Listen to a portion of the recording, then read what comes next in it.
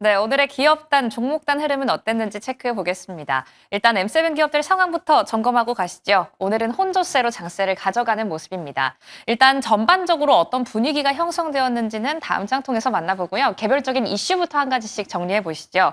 아마존입니다. 프라임데이 행사 세일을 앞두고 기대감이 상승하는 모습을 보여줬는데요. 지난 하락분을 뒤로하고 오늘은 1.12% 상승하면서 장세를 가져갑니다. 테슬라는 일부 차량에 도어 문제가 생겼다. 그러니까 문에 문제가 생겼다라는 소식이 나왔음에도 불구하고 일론 머스크 CEO의 CEO 효과에 조금 더 강세를 힘입어서 오늘도 2%대 오릅니다. 420달러 선 위로 안착했다라는 점도 체크할게요.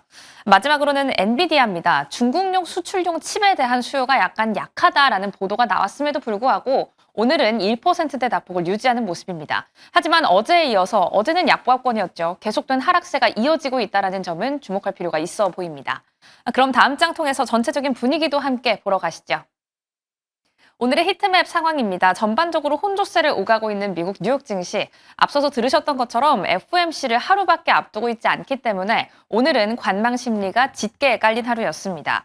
여기에 소비 지표들도 발표가 됐죠. 웰스파그 쪽에서는 소비가 약간 견고한 모습을 보여주고 있기는 하지만 속도가 둔화하고 있다라고 이야기하고 있고요. 모건 스탠리 측에서도 소비가 강하긴 하지만 이 때문에 연준의 고민이 유발될 수 있다라고 이야기하고 있습니다.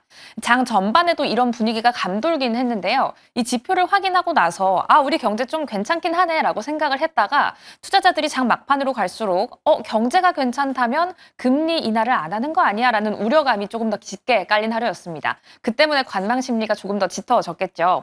여기에 더해서 유가도 약간 고개를 드는 모습을 보였습니다. 에너지주 전반적으로 1%대 상승폭을 보였는데요. 우크라이나가 러시아의 정유시설을 타격했다라는 보도에 영향을 받은 것으로 보입니다.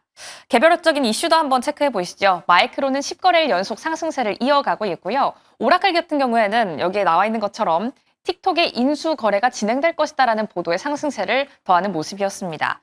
전체적으로 블랙록에서는 이렇게 평가하고 있습니다. 인플레이션에 불구하고 증시의 랠리가 이어질 것이다라고 이야기를 하고 있는데요. 어제 이 시간에는 금리 인하가 단행된 다음에 증시가 약간 둔화 시그널을 볼 수 있다라는 아이비들의 의견을 전해드렸는데 과연 어느 쪽의 의견에 맞게 움직일지 전체적인 흐름 주시가 필요해 보입니다. 그럼 다음 장 통해서 틱톡에 관한 소식, 어떤 소식이 업데이트됐는지 체크해 보시죠. 오늘 오라클은 한 3거래일 연속의 조정 장세를 뒤로하고 다시 한번 고개를 드는 모습을 보였습니다. 이 소식이 나왔기 때문인데요. 월스트리트 저널의 보도가 한 가지 나왔습니다. 오라클을 포함한 한 3가지 기업들이 미국 틱톡의 지분 80%를 인수할 것이다라는 보도가 나왔습니다. 이 때문에 오라클은 말씀드린 것처럼 한 3거래일간의 하락분을 뒤로하고 오늘은 1%대 상승을 했는데요. 일단 9월의 추이 한번 비교해 보시죠. 최저부터 최고점까지 모두 9월 안에 모여 있습니다. 연간 최저와 연간 최고점이 9월 안에 모여 있는 거죠.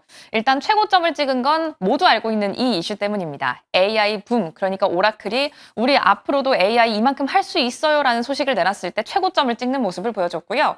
이후에는 약간의 조정 장세를 거치다가 오늘 다시 한번 고개를 드는 모습을 보여준 겁니다.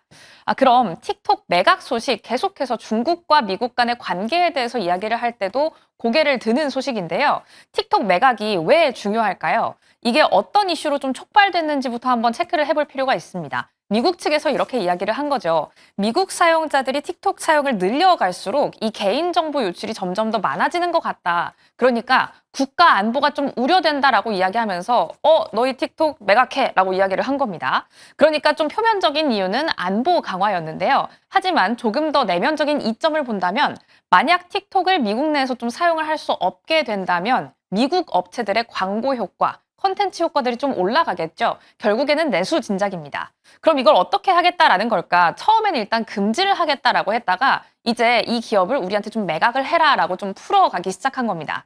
그리고 간밤에 나온 소식은 한 80% 정도를 투자 컨소시엄을 만들어서 앞서 말했던 3가지 기업을 합친 컨소시엄을 만들어서 80% 정도를 우리 기업이 갖도록 하겠다라고 이야기를 한 건데요.